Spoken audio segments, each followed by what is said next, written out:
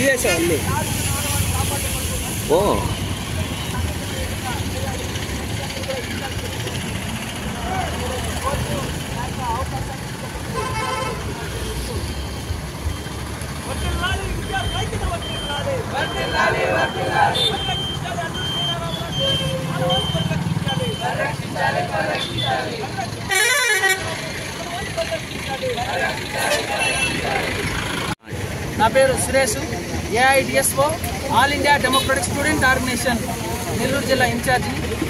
ప్రజలారా, మనందరికీ తెలుసు,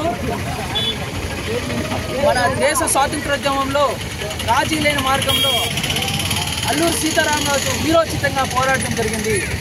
ఆయన మన్యం ప్రజల పక్షాన నిలబడి తన ప్రాణాలు సైతము దేశ స్వాతంత్రం కోసము అర్పించాడు.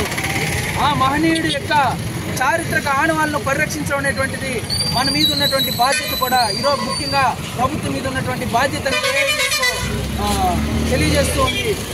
ఏదైతే నర్సీపట్నంలో ఉన్నటువంటి బ్రిటిష్ అధికారుల సమాధులను ఈరోజు కొంతమంది లాభాల ప్రయోజనాల కోసము వాటిని ఆక్రమణ చేసే విధంగా చర్యలు చేపడుతున్నారు.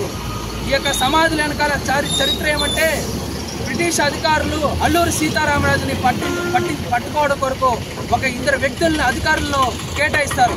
వాళ్ళు ఎంత గాలించినప్పుడు కూడా ఏమాత్రం కూడా వాళ్ళకి చేజిక్కలేదు అల్లూరి సీతారామరాజు. బ్రిటిష్ వాళ్ళు మన మన్యం ప్రజల పక్షాన్ని నిలుస్తున్నటువంటి అనేక ఆంక్షలకు వ్యతిరేకంగా ఆ రోజు జరుగుతున్నటువంటి పోరాటంలో జరిగినటువంటి ఒక గెరిల్లా యుద్ధంలో బ్రిటిష్ అధికారులకి బ్రిటిష్ సామ్రాజ్యానికి వ్యతిరేకంగా అల్లూరి సీతారామరాజు మన్యం ప్రజల్లో వ్యతిరేకిస్తూ చేసినటువంటి ఆ పోరాటంలో ఇద్దరు పోలీసు అధికారులు మరణించారు. ఆ మరణించినటువంటి అధికారులు కూడా బ్రిటిష్ వాళ్ళు సుంకం చెల్లించి మన వాళ్ళకి వాళ్ళ బాడీలను తీసుకెళ్లి మన నర్సీపట్నంలోని ఒక స్థలం కొని అక్కడ వాళ్ళ యొక్క సమాధులను ఏర్పాటు చేశారు. ఆ యొక్క సమాధులు ఆనవాళ్ళు అనేటువంటివి అల్లూరి సీతారామరాజు యొక్క వీరోచిత పోరాటానికే నిదర్శనము. అటువంటి దాన్ని ఈరోజు ఆక్రమణ చేయడాన్ని ఏఐడిఎస్ఓ వ్యతిరేకిస్తూ రాష్ట్ర వ్యాప్తంగా కూడా నిరసనలు తెలియజేస్తూనే ఈ వారంలో సోమవారం రోజున కూడా కలెక్టర్ గారికి మెమరాండం ఇవ్వడం జరిగింది. అదేవిధంగానే పురావస్తు శాఖ వారికి కూడా మెమరాండం ఇచ్చి ఆ యొక్క స్థలాన్ని పురావస్తు శాఖ వారికి అప్పగించాలి.